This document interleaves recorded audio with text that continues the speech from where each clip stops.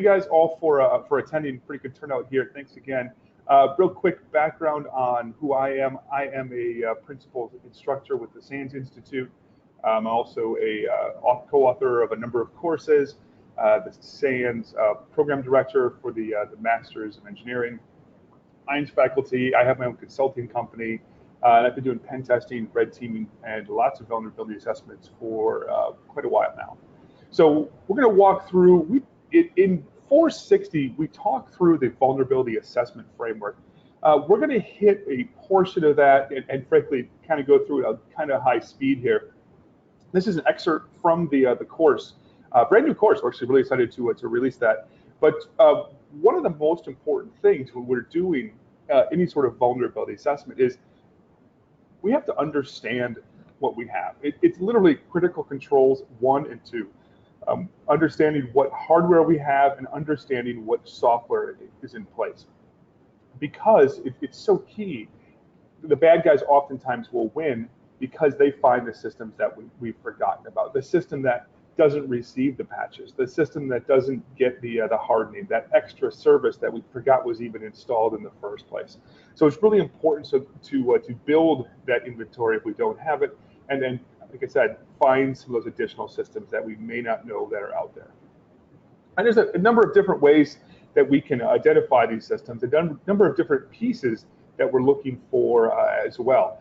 So it's not just the IP address that we're looking for, especially when it comes to web. We'll talk about web here in a little bit, but finding the IPs of the systems is important, but also we need to understand a lot more than that. Like, for example, what operating systems is used, and probably maybe the most important is what software is in use. There are oftentimes multiple pieces of software running on a particular system, and they oftentimes don't get the same level of patching and the same level of hardening as we get for the operating systems. So that is going to be very key to us. Also, we need to understand what are some of the accessible ports, especially if it's going to be an external facing system. Maybe we're going to be focusing on the users here as well. The key here, it's going to be really important that we get the big breadth. Unlike pen testing and red teaming, where we're going to go for more depth, we need to find a lot of these extra systems. The nice thing is if you're an internal group, you have more time. Whereas if you're maybe an external person doing a vulnerability assessment or discovery or a consultant of some kind, we're oftentimes much more limited by time. That's one thing that's to a significant advantage of those internal teams, is that they have that benefit of time on their side, so they can run much more thorough scans. And they can also monitor over time so they can see if systems come online, if new ports or services show up in the environment. We've got a number of different ways where we can do discovery. There's sort of 3 kind of primary ways that we're going to discuss here briefly. First off is passive. So we're not going to be sending any sort of traffic to the target system. It's nice because frankly, it's very quiet. We're not going to be hitting the systems. There's not a chance of us hitting the system too hard, port scanning it, causing it to go offline. On the opposite end, we have active scanning, where we're going to be sending live traffic to the system. Oftentimes, this is in the form of port scans. And there are some systems that don't like those port scans. They don't like being hit really loud and hard. And then we've got sort of an in-between sort of, where we might just go to commonly accessible ports and services. Think of maybe a bad guy doing reconnaissance against your organization without the port scan, just quickly clicking around the website, understanding the software that's in use and maybe the layout of the land a little bit. So the key here for the first portion of our discovery is going to be our passive discovery, right? This is where we don't interact with the target systems. The key here, again, is that the internal teams have a significant advantage here over any sort of external teams or the attackers. They've got the home field advantage, if you will. They can look at their networking gear, and we'll take a look at some of these systems in different ways where we can maybe find systems we forgot about without actually doing any sort of port scans or sweeps inside of our network. Kind of the key here is to understand a little bit about the OSI model. Laid out here, as we see on the right, on the very bottom, of course, we've got the electrical, right, the physical aspect. The data link layer, this is where our MAC addresses are. Layer 3, we've got IPv4 and IPv6, and layer 4, UDP and TCP. Typically, our scanning is going to focus on layers 3 and layers 4. Sometimes a little bit of layers 2, but that's going to be our key when it comes to discovery. When we actually do some of the passive, we actually can take advantage a little bit of the data link layer. So with our switches contain a mapping between the MAC addresses and the ports and VLANs that are on that particular switch. And if it's talking on the network at all, the switch will know about it. So this is a definite advantage to the defenders, because what they could do is they can ask these switches, this networking equipment, and say, hey, who do you know about? Who's in your CAM table? And that CAM table is that mapping between the ports and VLAN and the underlying MAC address. And again, if it's on the network, it's going to be in this CAM table. So we can grab this information in a number of different ways. You could talk to the networking team. We could use like show CAM dynamic and get a list of information this way. That's probably not going to be the most efficient way for most people to run the commands and then sort of parse the output. We can also get that information in some other ways, which we'll see here in just a little bit. We're also at our layer 3 devices, we're going to have the MAC address to IP address mapping. So if a device wants to make any sort of forwarding decisions, we have to understand the IP and the MAC address. So this is going to be the router for the subnet. So our default gateway, for example, it's going to have the MAC address to IP address mapping. If we can extract that information, we can get both the MAC address, which should uniquely identify the system, as well as the IP address, which is going to allow us to access it off the subnet. Ways we can get this information, as well as the CAM table that we talked about, is with SNMP. SNMP is the simple network managing protocol. I sort of joke that the S is a lie.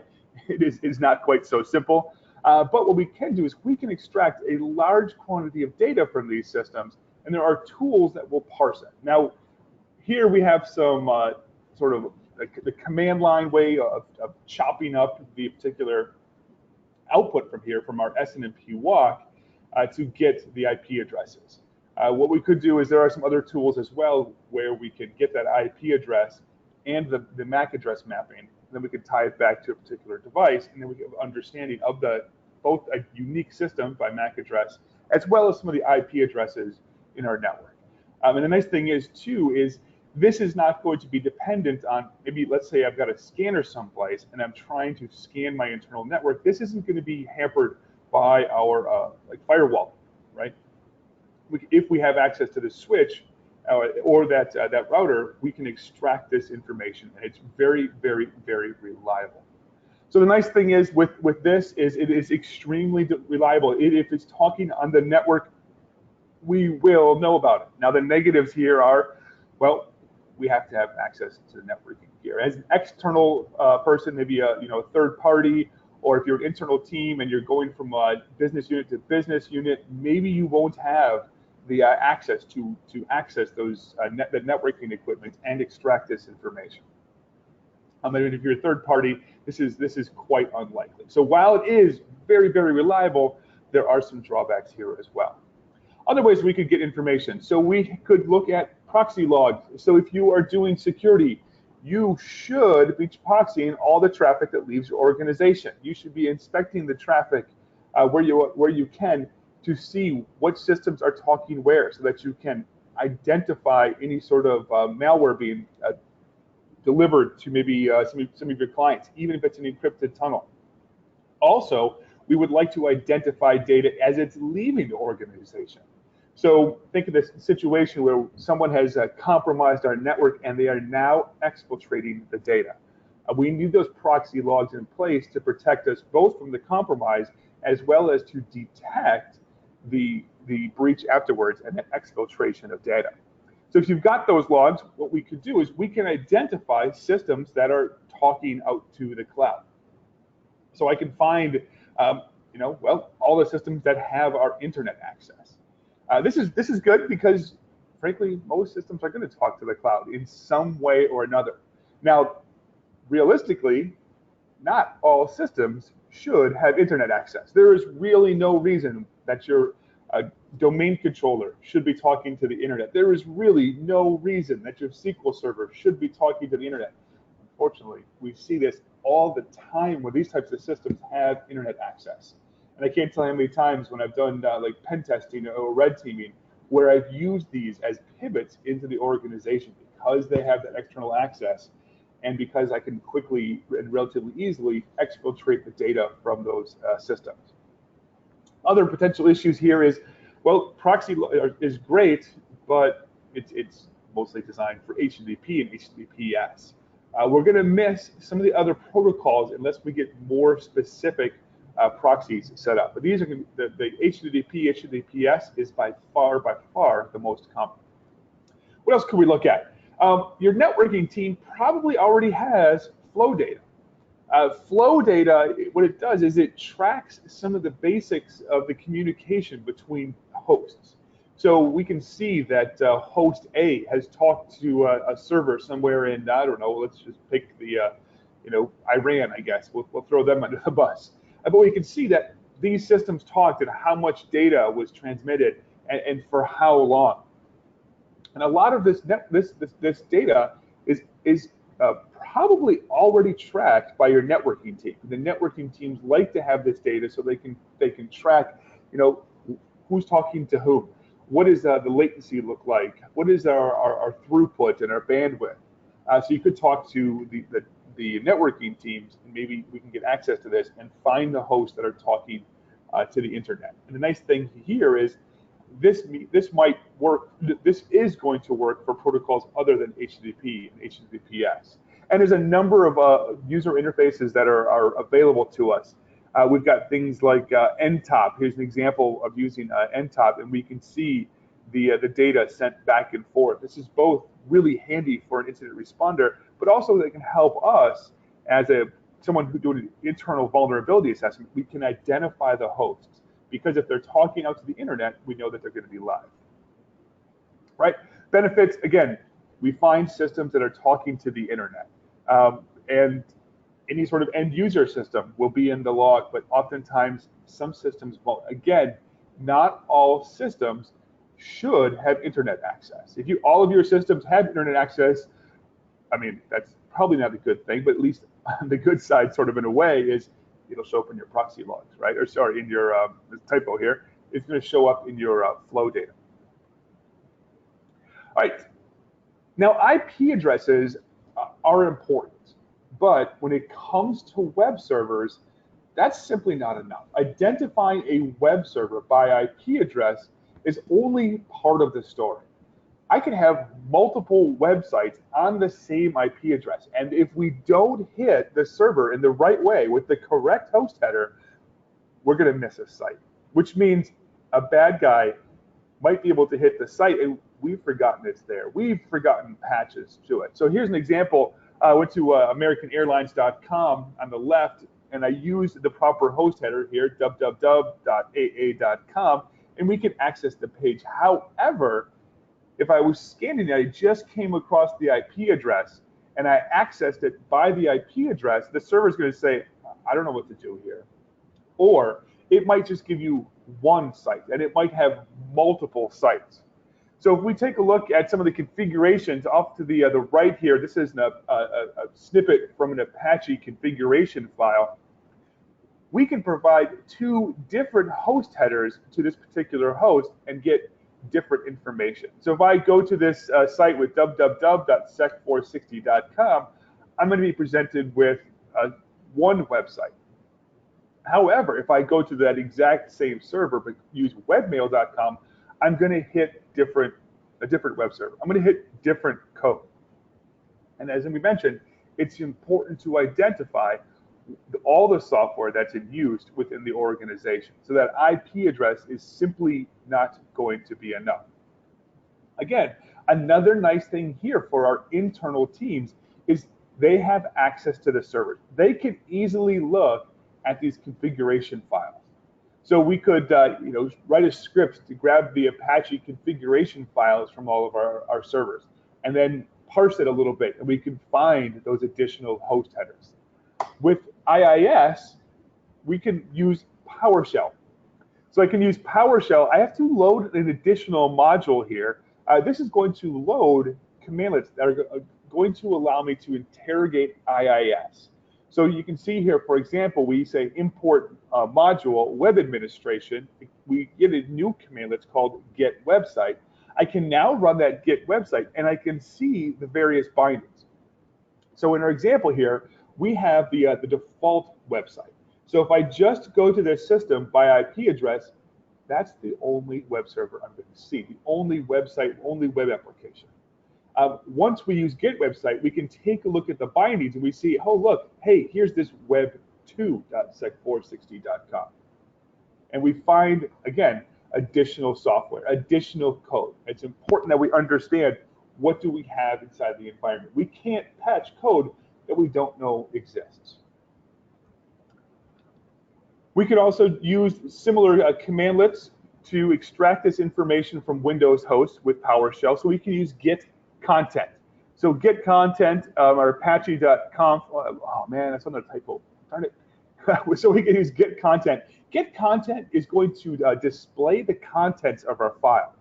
So I'm going to use get content in our http.conf, C-O-N-F. And what we're going to do is we're going to use the select alias commandlet, which is a lot like grep. It's going to filter the output. And what we're looking for is any lines that contain server name or server alias. So I can quickly look through my http.conf and I can find www.sec460.com. Sec460.com without a prefix, as well as webmail. Nginx, of course, the configuration file for Nginx. By the way, a little bit of trivia. Number one web server on the face of the planet is Apache, and number two is Nginx. Third then is going to be IIS. So Nginx, still very common. Of course, the configuration file is going to be very different. So I can use my get content, look at the configuration file, and this time we're going to look for server underscore name. And it puts both the name and the alias on the same line. So we can see on the first line of output, we have sec460.com as well as www.sec460.com. And then we can also see webmail.sec460.com. For our Linux people, here are the commands. I almost said commandlet. Commandlets are for PowerShell, not Bash. Here are the commands to extract the same information from Apache on Linux. So we're going to use grep here to look at our http.conf. Apparently, I'm in love with M's. I see. Then I can use the -E option twice to use two different expressions. So the first is going to give me my www, then I get one without a prefix, then my webmail. And again, similar for Nginx. I'm going to say grep server underscore name, and then give it the path to my Nginx configuration file. Benefits here. This is fast. It's safe. We get good quality names. That is key, especially when it comes to the website.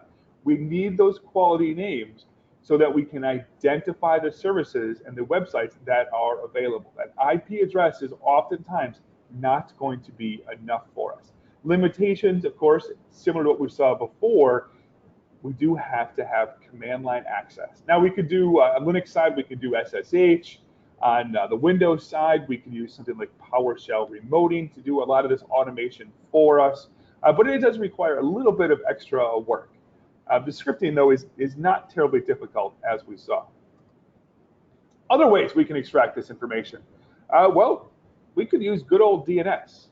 So we could ask the DNS server for, www. Now I'm a nerd. I like me some board games. So we're using Board Game Geek here in our example. So I could say, hey, where is www.boardgamegeek? Does it exist? If so, what is the IP address? What I could do, though, instead of just trying and sort of finger bashing this out, is I could try a large number of additional names with a tool like Nmap. So I could use Nmap with a DNS brute forcing script to brute force a number of these prefixes. And Nmap actually comes with 2 different lists. So there's a default list, which is a little bit shorter, and then there's a bigger list. What I like even better, though, than Nmap is I like DNS Recon. DNS Recon does a lot of different things. So it tries zone transfers. It tries to get MX records and NS records, so different types of records. It finds IP addresses and then tries to do a reverse lookup on those IP addresses, and then it uses a little bit bigger dictionary. So we can see here off to the right, I ran this against a public website, and here's what we saw. I saw ads, we saw images, news servers, local, we found a download server, an OWA, that's kind of fun. Beta, ooh, I like beta. I'm sure the bad guys like the beta servers too, right? Those are the systems that are often not well hardened and not well patched. And we can see a number of different things in here. Oh, Git, I always like Git. Maybe I can pull some, maybe the bad guy can pull some source code. It's important to identify that and see if there are any sort of issues there. All right, so I guess I went through this a little bit quicker than I intended to. That's good, give you the rest of some of the day back here. Before we wrap up, any questions from any of you guys? And as we sort of roll out here, again, just a reminder, if you're interested in some more of this, we go into this a little bit more depth in the course. We also have a number of labs related to this as well. But if you don't have any questions, we'd love to see you in Sydney and Singapore in a month, a little over a month. So very cool. Any questions? I don't see any questions here. Ruby, any questions? Just about the slides and the presentation is going to be archived. If no one else has any questions, then we'll finish up here. But you can always email us at asiapacific@sans.org. If you have a question for Tim, we'll pass it along. Oh, there's one more question. Let me cut you off. Sorry. Yeah. Somebody was asking, are there any prerequisites for this course? You need some of the fundamentals of security. So maybe 401, but if you feel like you've got that pretty well down, we do try to keep this pretty introductory. We're not going to go into writing our own tests in Nessus or writing our own custom Nmap scripts. We do try to keep it relatively introductory and to reach a much broader audience. Oh, great! You just passed 401. Well, congratulations, Alex. Great. Any more questions?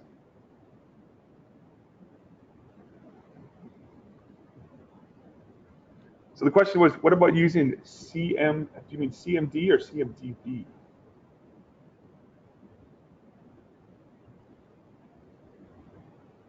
Is that a typo, Sam?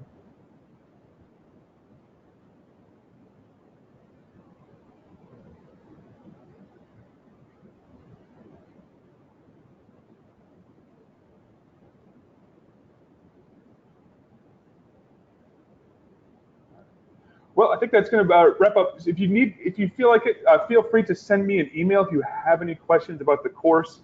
We've got asiapacific@sans.org down here in the bottom. If you're interested in the course, if you have any questions about any of the technical content, feel free to reach out to me. Tim@redsiege.com. That's Tim@redsiege.com, and I'd be happy to answer any questions you have related to the course. But with that, I wish you a good rest of the day, and hopefully we'll see you in Asia Pacific in the next couple of months.